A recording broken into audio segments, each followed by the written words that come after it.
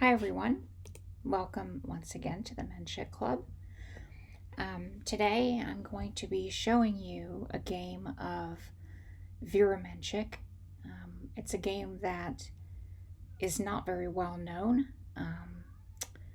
Certainly, I don't think it's in any of the online databases, but it's a very interesting game, and it's one that she played in 1940 against a player named Menchik-Fazekas. I hope I'm pronouncing that correctly. Fazekas was a Hungarian player who emigrated to England. His main claim to fame is that he became the oldest ever British champion. I believe it was in his late 50s that he became the British champion. This tournament was organized because the Margate tournament, the Easter Congress, had to be canceled because in March 1940 there was a lot of fear about the Germans bombing England, which actually did end up happening, I think, in August or September of that same year. So the Easter Congress was canceled. The National Chess Center picked up the slack, and they decided to hold a replacement tournament at the restaurant hall in their London building. And so there were 6 sections, 60 players total, and it was played from March 19th through 28th of that year. Now, Vera Menchik was the only woman playing in this tournament. As many tournaments, she was the only woman. She ended up finishing in third behind Harry Golombek and Paul List. Each one of them got 7.5 out of 9, and she got 6 out of 9. And basically, this game illustrates some of Menchik's strengths and weaknesses as a player. But it's a very fascinating game. I think you'll enjoy it. There are some really interesting moments at the end, towards the end, where there's some attacking possibilities that she missed. But the finish is also very nice. So she opened the game, as she often did, with knight f3. She tended to like d4 and knight f3. She almost never played e4 as far as I know. Her opponent answered with c5, c4, so we have the symmetrical English. Knight c6, knight c3, g6, d4. Takes, bishop g7. And now she played the move knight b3, which is maybe not the most accurate move. I think, probably better is knight takes c6, and maybe e4, bishop e2. This is all pretty standard. But knight b3 is a move too, and in fact, we can follow this game, and instead of bishop to a6, there was a game as recently as the 80s between Gurevich and Maxim Dlugy in the U.S. Championship that went d6, and bishop d2, knight f6, bishop e2, both sides castled, bishop b7, bishop e3, rook c8, a4, knight b4, f3, e6, and a5. And white had a pretty significant advantage after black played the move d5. So knight b3 is also a move, even though the engine doesn't really like it. b6, e4, bishop a6. She played bishop e3, and Fazekas played rook c8. Bishop takes c3 check looks like a good move here, giving up the bishop pair, but this pawn on c4 is very vulnerable to things like, for instance, knight e5, knight a5, rook c8, just piling up on the pawn. So it looks like that would have been a better chance for an advantage. And she played f4, which again allows this bishop takes c3 idea. And for that reason, maybe knight d4 was slightly better. But black once again hesitated and didn't take this opportunity. I think in 1940 they were a lot more hesitant about giving up a fianchettoed bishop like that for pawn structure. This was probably an idea that didn't become really popular until, the late 40s, early 50s. But after bishop e2, he finally does go ahead and do this.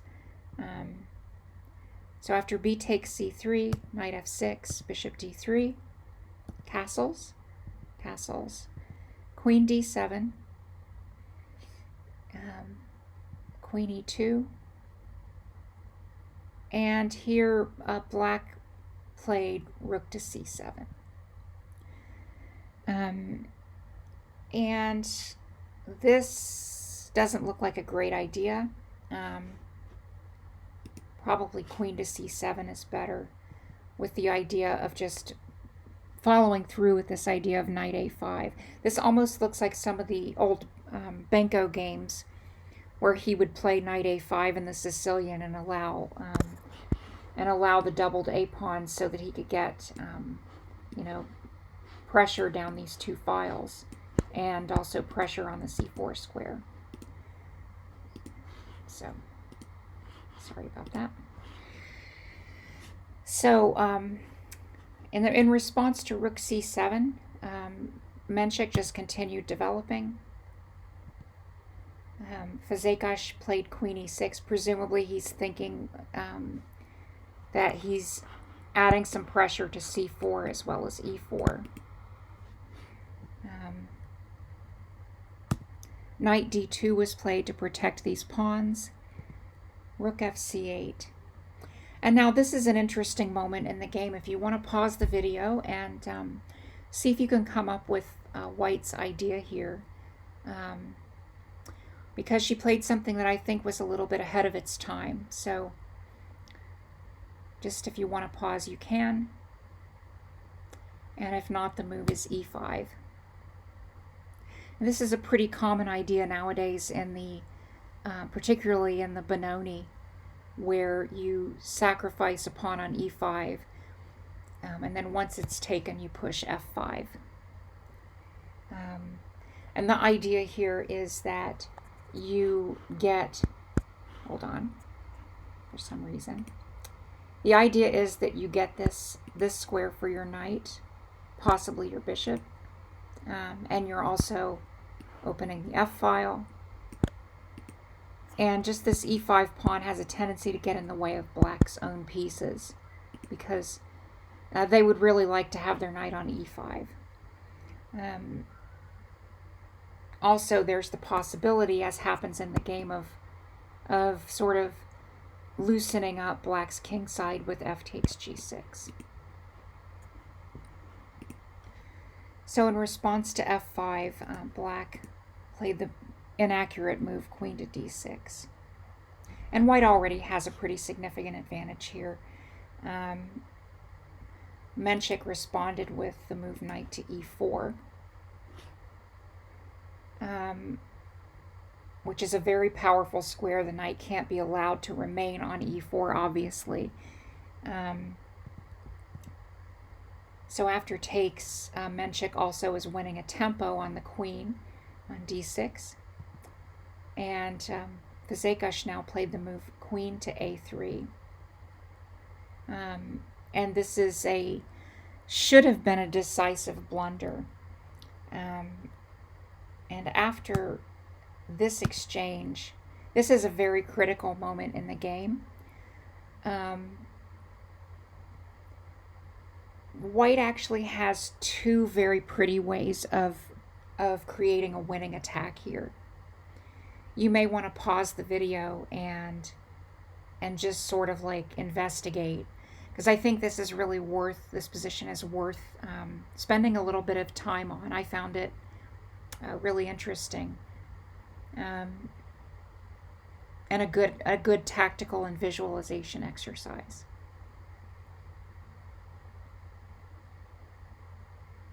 So the strongest move here is actually the sacrifice rook takes f7, which isn't all that surprising that there should be something like this in the position. The queen on a3 is just completely locked out of the game, and black's pieces are all absent from the king side. So white has these two bishops both pointed in this direction, the queen pointed in this direction, the open f file.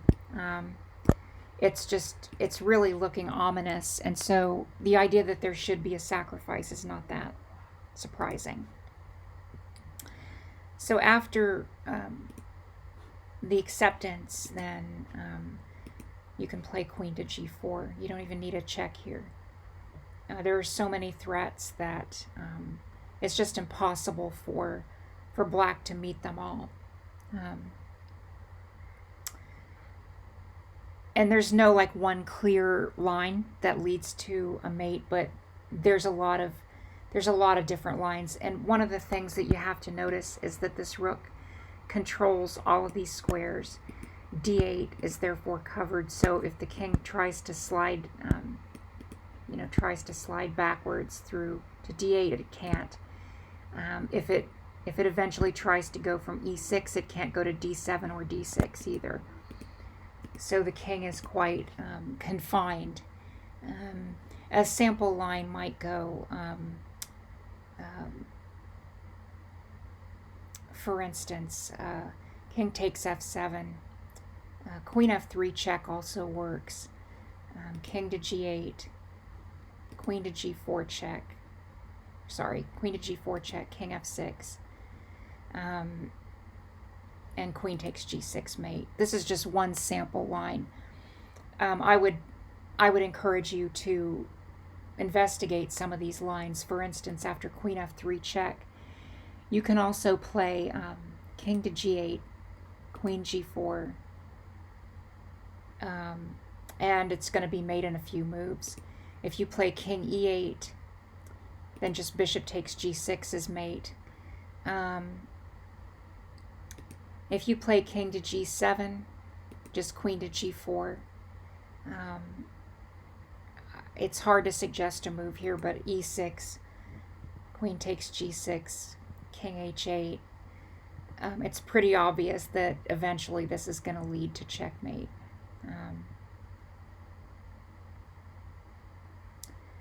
So I'm not really going to go through all these lines, but I would encourage you to do so. It's quite entertaining. There's a second move here in this position that also wins. And that move is, let's see, where is it? That move is bishop takes g6. After f takes g6, queen g4 is just winning for white. Again, I would encourage you to go through this as a visualization exercise, but with the two rooks on the open files and the bishop and the queen all pointed at the king can't survive for very long.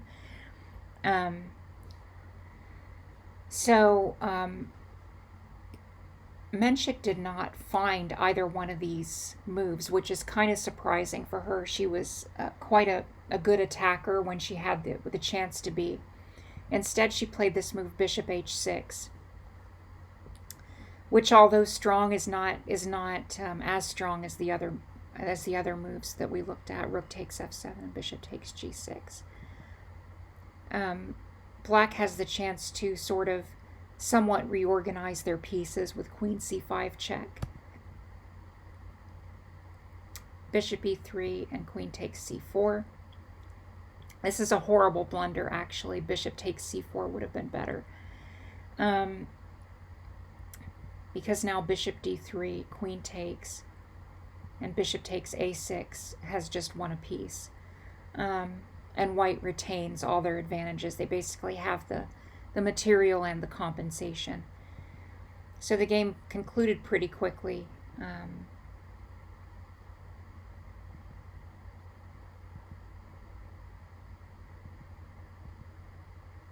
And white managed to get a rook lift.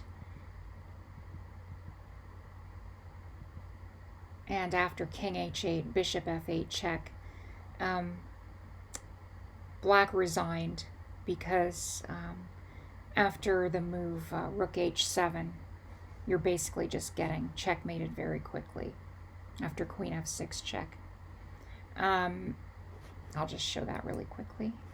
So after rook h7, queen f6 check, and you have to walk into checkmate. So this is one of as I said, this is one of Menchik's lesser known games. I think that maybe is because she missed these opportunities to sacrifice on g6 and f7. She still did manage to finish off the game, but it would have been an interesting, more interesting finish if she'd found one of these two sacrifices. She tended to be a very inconsistent player. I wouldn't be surprised if it wasn't because of the pressure she faced being the only woman in these environments. As you'll read a lot about her that, sometimes she was not treated very well by her fellow grandmasters. And so it's easy to imagine that she was under a lot of additional stress that maybe they didn't face. But she could also find some really amazing sacrifices and played some really nice positional games. And so anyway, I hope you enjoyed this game, and look forward to next time.